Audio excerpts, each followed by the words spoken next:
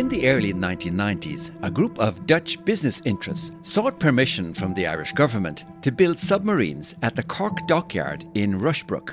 This location was the previous site of the Dutch-owned Verome Cork dockyard, closed in 1984, having employed over 1,100 people at its peak.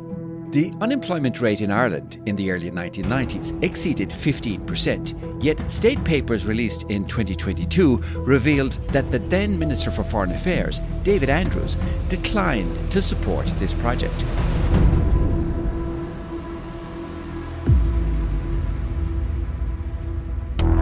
So why did the Irish government reject this opportunity for a major expansion of the shipbuilding industry in Ireland's second largest city of Cork at a time when jobs were so badly needed?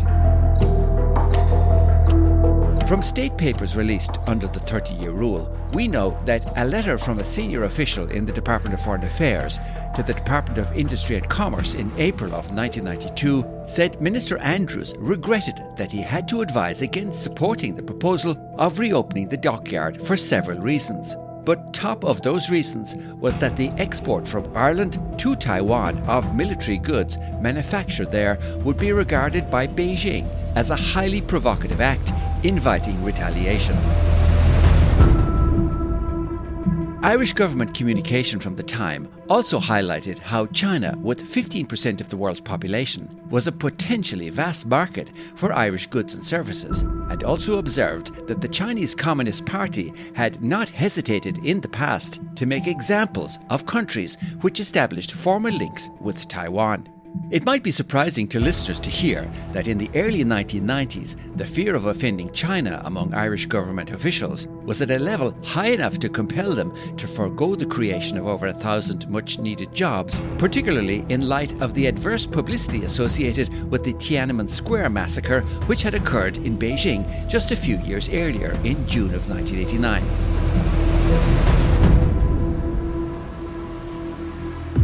So, how can we understand this fear of offending China, whether it's unique to Ireland, and what are the different ways it manifests in government behaviour? Hello and welcome to Perspectives with Neilo. I'm your host, Neil O'Sullivan. There's a metaphor often used in diplomatic circles when talking about China's influence, the idea of an anaconda in the chandelier. Everyone can see it. Everyone knows it's there, but no one wants to acknowledge it because doing so would mean having to act. A US professor by the name of Perry Link coined the term, the anaconda in the chandelier, in a 2002 essay in the New York Review of Books. He is recognized as one of the world's foremost scholars of Chinese language, literature, and political expression, and he used this metaphor to describe what he called the pervasive, silent, yet deadly threat of Chinese Communist Party control, forcing self-censorship across society, literature, and even diplomacy, where individuals police their own speech and actions to avoid unpredictable and sometimes violent repercussions. He says that the Chinese government's censorial authority resembles not so much a man-eating tiger or a fire-snorting dragon, but rather a giant anaconda coiled in an overhead chandelier. Normally, the great snake doesn't move. It doesn't have to. It feels no need to be clear about its prohibitions. Its constant, silent message is, you yourself decide, after which, more often than not, everyone in its shadow makes his or her large and small adjustments, all quite naturally. The fear they experience is not a clear and present sense of panic. It's more of a dull, well-entrenched leeriness that people who deal with the Chinese Communist Party system usually get used to and eventually accept as part of their natural landscape. The controlling psychological power of the fear is what prevails. And this would appear to be what we see in the case of the Verome Cork dockyard. It's unlikely that the Chinese government directly instructed the Irish government not to proceed with the project. Rather, the Irish government's fear of offending China by exporting military components to Taiwan and the potential backlash that could result caused them to self-censor and reject the project, even though Ireland's economy could have benefited from the jobs. Legend has it that St. Patrick banished all the snakes from Ireland. But by the early 1990s, it would appear that one very large snake had quietly found its way back into the Oireachtas, not as a myth, but as a political reality. In this special episode of Perspectives with Nilo, we examine how fear of offending the Chinese government has quietly shaped Irish political behaviour. For decades, Irish governments have tiptoed around Beijing, muting criticism on Tibet, China's human rights abuses, and support for democracies like Taiwan. We examine how this quiet self-censorship has influenced policy, distorted transparency, and raised troubling questions about economic leverage, political openness, and the resilience of Ireland's democratic values. Join us as we explore the Anaconda in the Irish Chandelier. Before we get into some of the examples of China's influence in Ireland, let's first examine how Beijing responds to issues that offend the Chinese Communist Party, or CCP. As you may have noted in the case of our opening story on the Verome Cork dockyard, Taiwan independence, or anything that hints at it, is one of the topics that is highly sensitive to the Chinese government. It's known as one of the three T's, the other two being Tibet and Tiananmen. In fact, these days, some China watchers say there may be four T's, the fourth being East Turkestan, also known as Xinjiang, in other words, Uyghur human rights abuses. In reality, it's an ever-growing list, and going against the wishes of the Chinese Communist Party is likely to receive a violent backlash. And there are several cases where the Chinese government has made examples of those who fail to comply. Bethany Allen, in her book Beijing Rules, describes how after the Norwegian Nobel Committee awarded Liu Xiaobo the Nobel Peace Prize in 2010, salmon exports to China, an important export for Norway, fell dramatically as fish shipments rotted at Chinese ports for weeks, denied entry due to sudden and unexplained bureaucratic red tape. Liu was a prominent Chinese human rights activist and had been part of the Tiananmen Square democracy protests. Finally, in 2016, after Norway kowtowed by saying that it placed high importance on China's core interests and will not support actions to undermine them, the CCP allowed Norwegian fish exports to resume to pre-Nobel Prize levels. A second example of a CCP backlash took place in July of 2021, when Lithuania agreed that Taiwan could open a representative office in its capital Vilnius under the name Taiwanese Representative Office in Lithuania. This broke with the common European practice of using the name Taipei Representative Office and immediately drew objections from Beijing. China reacted very strongly, calling the decision an extremely egregious act, saying it violated the One China principle, undermined China's sovereignty and territorial integrity, and created a false impression of One China, One Taiwan. The ministry demanded that Lithuania reverse the decision and warned of consequences. China subsequently recalled its ambassador from Vilnius and expelled Lithuania's ambassador in Beijing, downgrading bilateral diplomatic relations. Beijing also severely curtailed Lithuanian exports access to Chinese markets, which impacted Lithuanian products in broader EU supply chains. Lithuanian firms faced difficulties with Chinese customs clearance, prompting concern in Vilnius about economic coercion. In response, the European Union formally launched a case against China at the World Trade Organization and accelerated work on its anti-coercion instrument, aimed at protecting member states from similar pressure in future. WTO consultations between the EU and China failed to resolve the dispute, and diplomatic relations between Lithuania and China remain downgraded. Vilnius continues to stand firm on keeping the office name and expanding ties with Taiwan, arguing that the choice of name reflected respect for Taiwan's identity and sovereignty in a practical, non-diplomatic context, and that it had the right to develop bilateral cooperation, even while saying it still respected the One China policy. There are many other examples of CCP backlashes, and we could create a whole podcast series discussing them one by one. The previous examples of Lithuania, Norway, and the introductory example of Ireland are important because they show how economic leverage, or what Bethany Allen calls China's authoritarian economic statecraft, can be used to influence democratic decision-making, often without public visibility or confrontation. These examples raise a difficult question. When engagement comes with implicit pressure, how do open democracies respond? Or, as one commentator famously put it, how do you deal with the anaconda in the chandelier when no one wants to admit it's there? So let's take a closer look at how this unspoken pressure has influenced the behaviour of Ireland's political leaders over the past 4.5 decades. There are many historical links between Ireland and China that go back centuries, long before formal ties were established. These include stories relating to Oscar Wilde reviewing translations of Chinese philosophy in the late 1800s, and Ireland's links to British imperialism in China through figures like Sir Robert Hart, a native of Portadown. From the 19th century onwards, many Irish men and women visited China as missionaries, sometimes getting caught up in the turbulent political conditions of the time. In 1930, for example, a Father Sands was captured by communists in Jiangxi province and held for 9 months. During this period of captivity, he met with the communist leader Mao Zedong, with whom apparently he discussed Ireland and its political situation. The People's Republic of China was founded in 1949 after the communists under Mao's leadership defeated the nationalists in the Civil War. But it wasn't until several years later, in October of 1971, that the PRC was recognised by the United Nations. Ireland established diplomatic relations with the PRC on June 22nd of 1979, with embassies opened in Beijing and Dublin the following year. In 1979, the Irish Taoiseach, or Prime Minister, was Jack Lynch. However, his leadership of the Fianna Fáil party faced increasing pressure due to a declining economy, internal party divisions, and criticism over his handling of Northern Ireland policy. Facing a potential leadership challenge and growing disgruntlement from backbenchers, Lynch abruptly announced his resignation as party leader on December 5, 1979. After a short contest, he was succeeded by Charles Haughey, who subsequently became Ireland's new Taoiseach.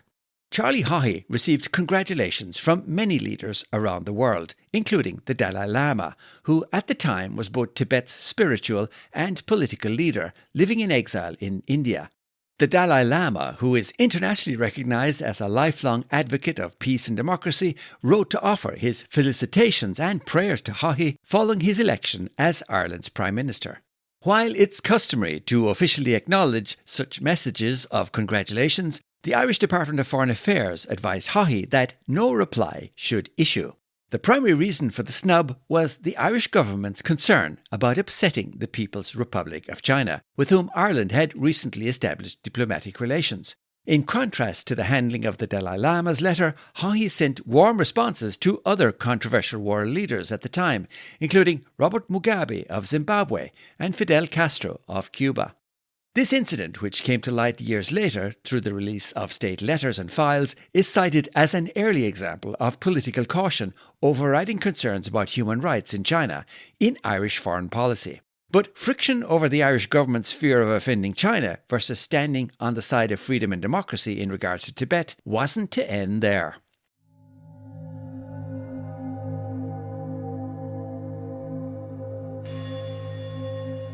According to an article by Vincent Brown, published in McGill magazine in 2011, a subsequent visit by the Dalai Lama to Ireland in March of 1991, 2 years after he had been awarded the Nobel Peace Prize, almost provoked a constitutional crisis. The then President of Ireland, Mary Robinson, planned to defy the government and the Taoiseach Charles Haughey and meet the leader of the Tibetan government in exile at a reception at the Chester Beatty Library in Dublin.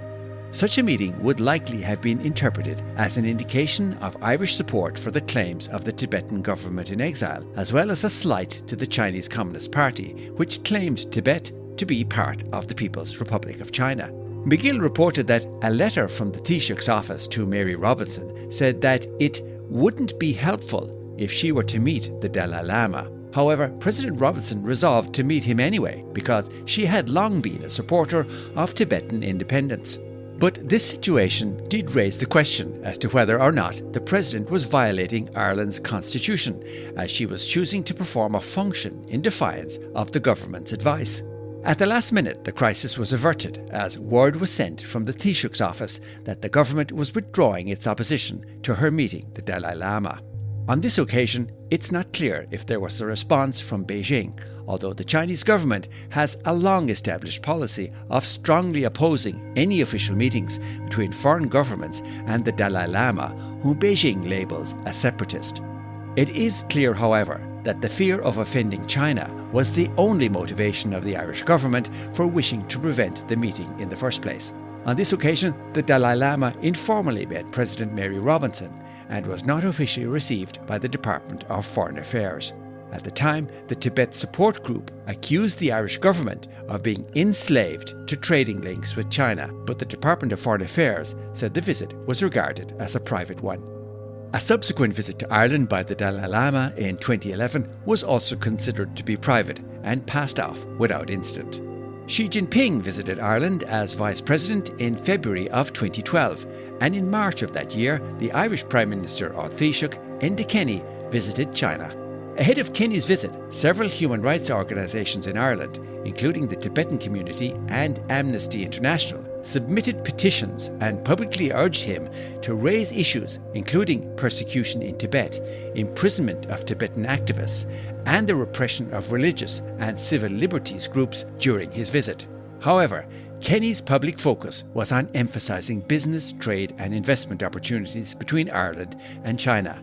After the visit, he reportedly reaffirmed Ireland's adherence to the One China policy, with no public statement on human rights. While concerns about the situation in Tibet have been raised in the Irish Houses of Parliament many times in years past, it's interesting to note that officially the Irish government chooses to express concern about human rights conditions in Tibet and elsewhere in China as part of EU-level diplomacy or multilateral human rights mechanisms. For example, in 2013, official written answers from the Irish government indicate that Ireland participated in a declaration with other EU members expressing concern about Tibetan self-immolations and calling for respect for civil, cultural and religious rights, while also stressing respect for China's territorial integrity. More recently, at the UN Human Rights Council in March 2025, Ireland joined a joint statement by 28 European countries expressing concern about deteriorating human rights in China, in particular in Tibet and Xinjiang, and calling attention to treatment of human rights defenders, lawyers and journalists. In recent years, commentators have noted a growing contradiction in Ireland's human rights diplomacy. A careful, often muted tone when it comes to human rights abuses in China, alongside a far more vocal and visible stance on human rights issues elsewhere, a gap that has become impossible to ignore in the context of the war in Gaza. This topic came up when discussing Uyghur human rights in a recent podcast interview with Irish anthropologist Dr. David O'Brien.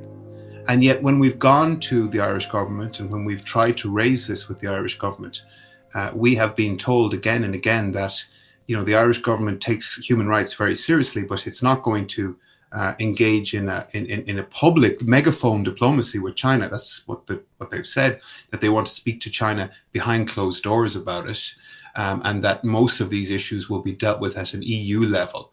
And so the conversation is very quickly shut down from what are you going to do to protect these Irish citizens and their families and the broader Uyghur community to we're doing it, but we do it behind closed doors. And you have to ask the question, why would they use that position? It's so different from Ireland's position towards Israel, where it has explicitly, repeatedly, and quite rightly so, heavily criticized Israel and used almost every international forum to do that. And rightly, and I'm very proud of my government for adopting that position.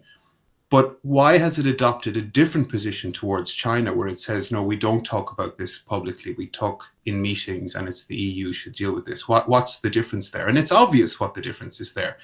It's a trade, a major trade partner. It's the economic power in the world today. And Ireland is very, very important to China economically. So, I mean, it hardly needs a whole lot of an explanation as to why Ireland is very reluctant to criticize China. It relies increasingly on Chinese investment in Ireland. Huge Chinese companies have their headquarters in Dublin. Huawei, ByteDance, the company that owns TikTok, these are huge employers now in Dublin. Chinese investment into Ireland is a massive thing. And I am sure that the Irish government are very, very reluctant to criticize China for fear of the economic repercussions. You can hear the full interview with Dr. David O'Brien in our recent podcast episode entitled The Transparency Trap, China's Closed-Door Diplomacy and the Uyghur Crisis.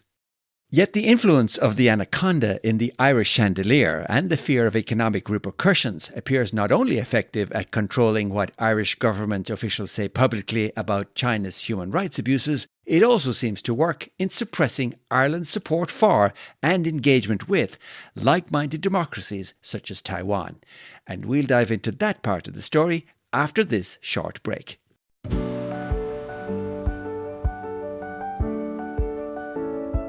We'd like to take a moment to thank you for tuning in to Perspectives with Nilo. Our mission is to shine a spotlight on important topics like this one, issues that often go underreported but truly deserve your attention. But to continue bringing these important topics to you, we need your help. If you're enjoying the podcast or finding value in our discussions, the best way to support us is by subscribing or following us on your favourite podcast app. Unfortunately, many of our listeners aren't subscribed yet, and your support can make a huge difference. Join us in raising the awareness, subscribe now, and help us keep the conversation going. And thank you in advance for your support. Now, back to the Anaconda in the Irish Chandelier.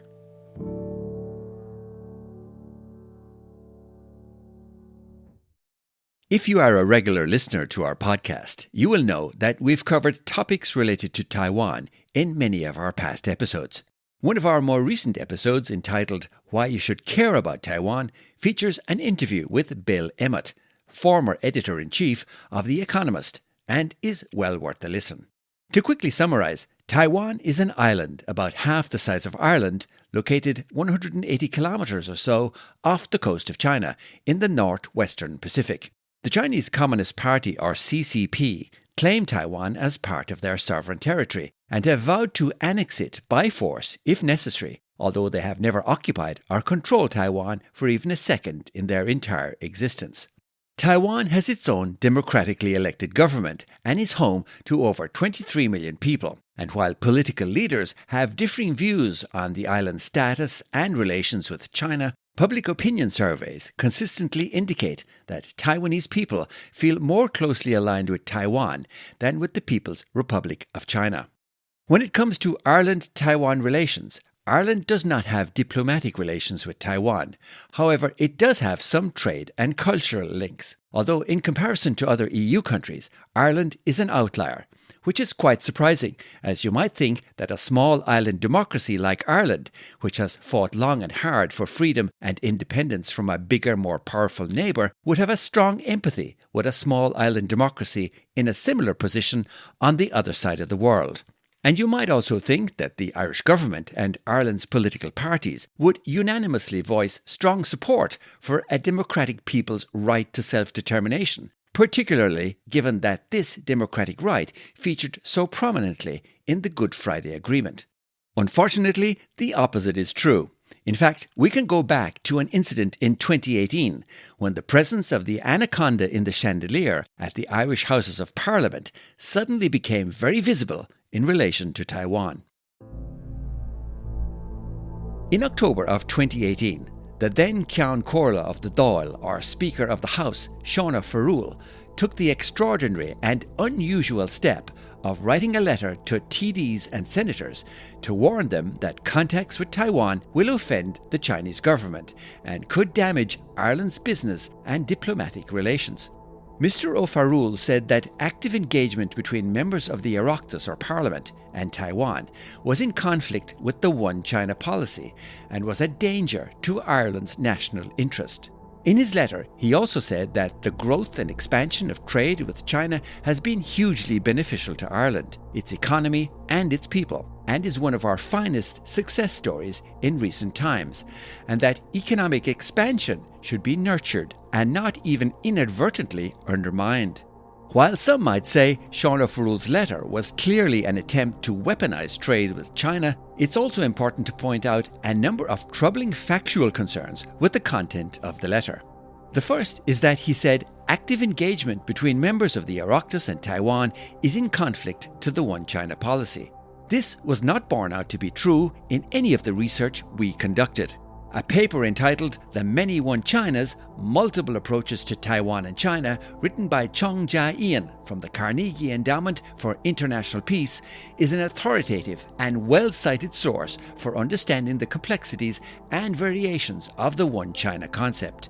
We've linked it in the Dive Deeper section of our blog at pwnilo.com if you'd like to find out more. But to summarise briefly, the One China policy is a diplomatic position whereby a country recognises the People's Republic of China as the sole legal government of China. There are many different variants of this policy, some countries explicitly stating that they agree that Taiwan is part of China, others acknowledging China's claim on Taiwan but not agreeing with it, like the United States, for example. In the case of Ireland's One China policy and that of 40 other countries, the PRC is recognised as the sole legitimate government of China, but with no explicit mention of Taiwan's sovereignty. It's hard to see then how active engagement between members of the Oireachtas and Taiwan could be in conflict with such a policy. Secondly, Sean O'Farrell said in his letter that all other EU states, as well as the EU itself, adheres to the One China policy. So in that case, is active engagement between other EU states and Taiwan also in conflict with the One China policy? To answer that, let's listen to a speech that the EU High Representative for Foreign Affairs and Security Policy and Vice President of the European Commission, Joseph Borrell, gave to the European Parliament on the topic of Taiwan in September of 2022. First message, I think, is clear. No one should unilaterally change the status quo by force in the Taiwan Strait. Second, our One China policy does not prevent the European Union from intensifying our cooperation with Taiwan. And certainly, we have a strong engagement with Taiwan. We have recently modernized this engagement on the economic side. I explained how important is the chips industry of Taiwan for us, how important it is for our supply chains, for our security, for our technology, and other perspectives with export control and investment screening. So we have to continue engaging with Taiwan economically and politically. So High Commissioner Borrell was pretty clear that the EU's One China policy does not prevent the European Union from intensifying cooperation with Taiwan, a direct contradiction to Sean O'Farrell's letter. An interesting third point in relation to the letter is the reaction from Irish elected representatives who received it. John McGuinness, Fianna Fáil TD for Carlow Kilkenny and chairman of the Ireland-Taiwan Parliamentary Friendship Association, who organises contacts between the Oireachtas and Taiwan, including an annual trip to the country, said that Mr O'Farrell had overstepped the mark. And in the Shannon debate on China's human rights record in December of 2021, Senator Michael McDowell shared his views and some important context regarding the role of the Office of the Ceann Comhairle in relation to Ireland's foreign policy. Now, the next thing that I just want to mention briefly is the freedom of members of the Oireachtas and of this House in particular to engage in political dialogue and friendly relations with the Taiwan Representative Office in Dublin. It exists here, but it is deeply unfortunate in my view that the Ceann Comhairle, who in his capacity as chairman of the Oireachtas Commission, wrote to members of this House, urging them to bear in mind the damage they would do to Ireland's interests by engaging at all with Taiwanese representatives in Dublin or in having any ongoing political dialogue with them. That's deeply regrettable.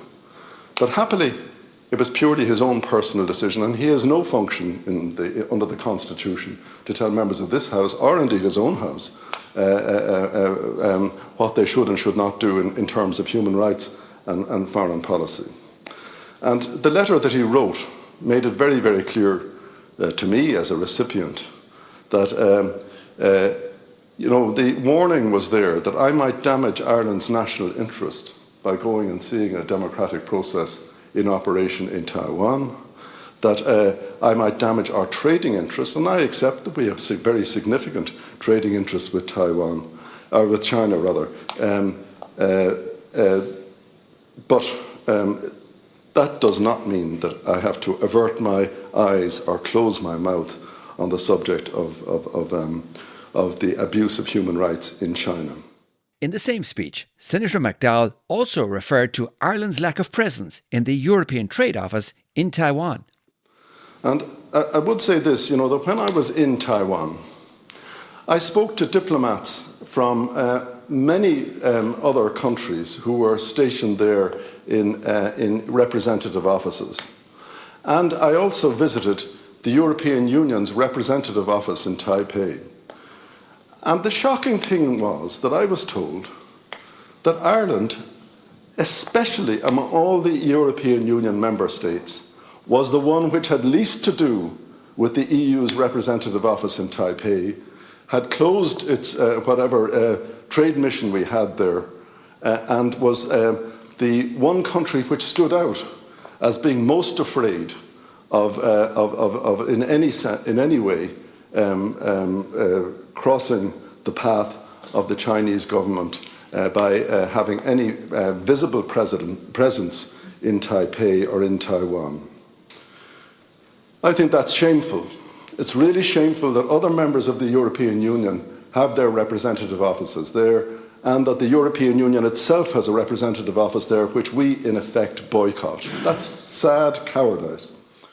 This sad cowardice Senator McDowell referred to is indeed deeply regrettable. While the Irish government has declined to support the EU's approach of establishing a physical trade office in Taiwan since it closed its office there in 2012, it appears to feel little discomfort in taking advantage of EU cover when it comes to human rights. As we discussed earlier, rather than issuing clear, independent statements condemning China's human rights abuses, as it has done for other regions of the world, Ireland consistently shelters behind collective EU declarations, benefiting from the appearance of principled action without assuming the political risk of speaking out directly. But there's another important aspect to Ireland's lack of engagement with Taiwan. During a visit to Taiwan in July of 2025, Ireland's current Las Ceann Comhairle and chairman of the Ireland-Taiwan Parliamentary Friendship Association, John McGuinness, met with Taiwan's President William Lai. In President Lai's press release after their meeting, he referred to the fact that the Irish government launched its national semiconductor strategy earlier in May, and he added that going forward, Taiwan and Ireland can bolster collaboration so as to upgrade the competitiveness of our respective semiconductor industries. Together, we can help build a values-based economic system for democracies. In a recent podcast episode entitled Too Afraid to Trade, I spoke with Deputy John McGuinness and put it to him that President Lai's offer seems like a remarkable opportunity for Ireland's semiconductor industry to collaborate with the world's top semiconductor manufacturer. It's an open invitation from President Lai, and it's ignored by the Irish government. Now, that's successive governments, and they cling on to this outdated policy, which I think needs to be reviewed.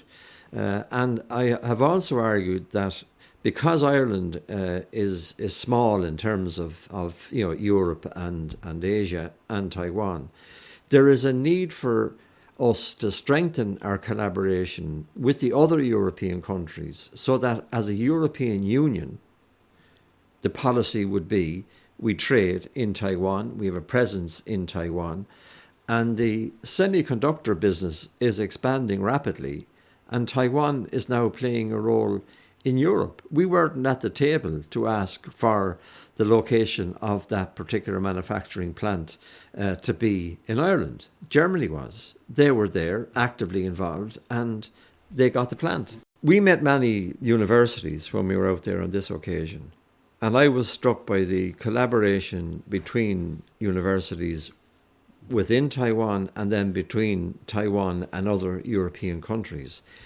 sharing the cutting-edge developments that are taking place not only in semiconductors but in education and in general trade and the I suppose, what society is now looking for in terms of general technologies. And I was struck by how advanced they are and how advanced education is in Taiwan. We have so much to learn from them. And there is an interchange in place between Taiwan and Ireland in terms of students. So we're not taking advantage of that at all in terms of sending our students to Taiwan so that they can experience at firsthand what is happening at the coalface of these developments. And that saddens me. But there's a top-down approach in Ireland in terms of policy and supporting that dated position in relation to Taiwan. And it's for our political leaders to, I think, embrace the developments through Europe that are taking place in establishing a firm on-the-ground relationship with Taiwan. And that policy of preventing that has to change radically. There can be no doubt from what we've heard here, but that Ireland as a country is losing out, particularly in the area of semiconductors, by not building stronger commercial and educational links with Taiwan. From what we know at the time of recording, neither the IDA nor the Irish government have made any formal response to President Lai's offer. As was the case with the Verome Cork Dockyard project in the early 1990s, we may have to wait another 30 years to find out whether the Anaconda in the Chandelier or the Irish semiconductor industry wins this one. So far in this episode of Perspectives with Nilo, we've shared examples of how the Irish government's fear of offending the Chinese Communist Party has quietly shaped Irish political behaviour over the past 4.5 decades. We've shared examples of how Irish political leaders have snubbed Tibetan dignitaries, muted their criticism of human rights abuses in China, and failed to fully adopt the EU approach when it comes to supporting economic links with the island democracy of Taiwan. We've also seen how the government's fear has led to rejection of significant economic opportunities, and we've asked whether this caution has come at a cost to Ireland. The examples we've shared, of course, are only a sample. There are many other similar cases which we will likely return to at some point in the future, like, for example, the presence of Confucius Institutes in Irish universities, which has been a source of controversy, with academics and critics raising concerns about academic freedom and the potential for these institutes to advance Chinese Communist Party interests. A quick search reveals that more than 10 European countries have closed at least one Confucius Institute or classroom since 2019. Meanwhile, Confucius Institutes continue to operate at 3 Irish universities. Another example is related to surveillance technology procurement. A 2025 investigation revealed that thousands of controversial surveillance cameras made by a Chinese firm were installed in various Irish public sector locations, including local councils and hospitals. This occurred despite international security warnings, with many local authorities stating they had not received specific government security advice against their use. The presence of a Chinese supplier's telecom equipment in Irish telecom networks is also an issue and another topic deserving an episode of its own. Across Europe, more than a dozen EU states have moved to ban or phase out Chinese suppliers' equipment from their telecom networks, citing national security risks. Countries like Sweden, Lithuania and Romania have taken decisive action. Ireland, however, has not. There is no outright ban on Chinese equipment. Instead, the government has quietly introduced legislation allowing it to restrict so-called high-risk vendors without naming any vendors directly. As a result, Chinese suppliers' equipment remains in parts of Ireland's telecom infrastructure, while the government shelters behind EU frameworks rather than taking a clear national position. Once again, Ireland chooses caution, ambiguity and silence when faced with the Anaconda in the Chandelier. In recent months, warnings of Chinese influence operations have grown louder, with reports of Chinese spies attempting to infiltrate the Oireachtas, closed-door Oireachtas meetings with CCP officials, and the National Cybersecurity Centre warning of forces aligned to states like China and Russia, which they say pose a significant threat to Ireland's national security. As Ireland looks ahead to holding the EU presidency in July 2026, we must ask whether the Anaconda in the Chandelier will still be allowed to loom unspoken over the Oireachtas, shaping policy through fear rather than open, transparent debate. And if so, what will it take for a modern-day St. Patrick to step forward, call it what it is, and finally banish the snake from Ireland's democracy for good? Because history remembers those who banish the snake, not those who pretend it isn't there.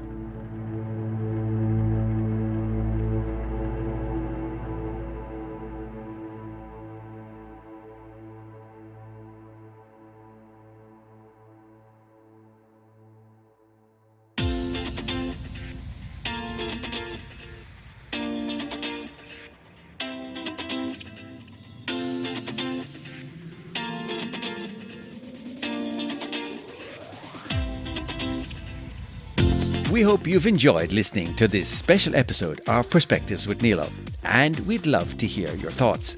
How do you think the Irish government should respond to the Anaconda in the Chandelier? Do you think the Irish government should be more outspoken on China's human rights abuses? Do you think Ireland should be more supportive and engaging with democracies like Taiwan? And do you think we need better transparency in how our democracies engage with authoritarian regimes like China? We'd love to hear your feedback. Drop us a comment on our Perspectives with Nilo social media pages or whichever app you use to listen to the podcast. You can also contact us via our blog at pwnilo.com. Also, if you enjoyed this episode and you don't want to miss any future episodes, we'd really appreciate it if you could hit that subscribe or follow button. This is the best way to support us and really helps motivate us to keep producing content. But that's where we leave it for now. Thank you for listening and for all your support, and until the next time, Slán agus beannacht.